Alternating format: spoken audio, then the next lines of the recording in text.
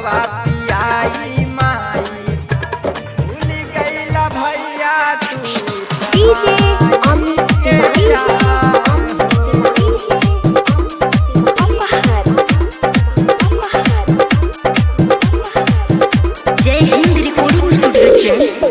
दूधवा पियाई माई कोइली से आन हो दूधवा पियाई माई कोइली से आन हो भूल गईला भैया तू तमाई के प्यार हो भूल गईला भैया तू तमाई के प्यार हो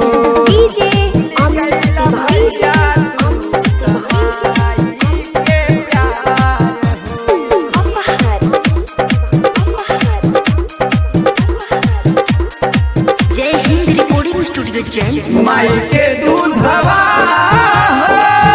माई के दूधवा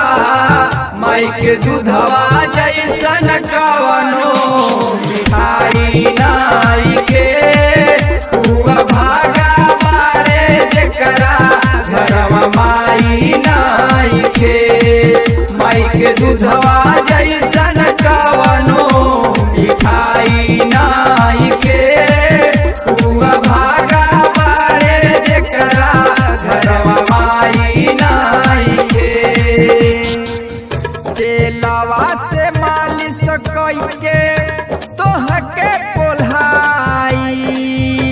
लागे ना नजरवा देहली कजरवा लगाई कजरवा लगाई तेलवा से मालिश कइके तोहके पोल्हाई लागे ना नजरवा देहली कजरवा लगाई आज भूल गईला तू तमाई के दुलार हो आज भूल गईला तू तमाई के दुलार हो दूधवा पिया के माई कैली से आन हो दूधवा पिया के माई कैली से आन हो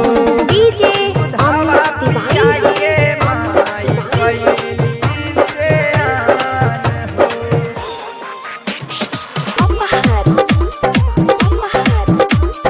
दूधवा पिया के माई कैली से आन हो कड़ी दुपहरिया में लोरावा बहाई हो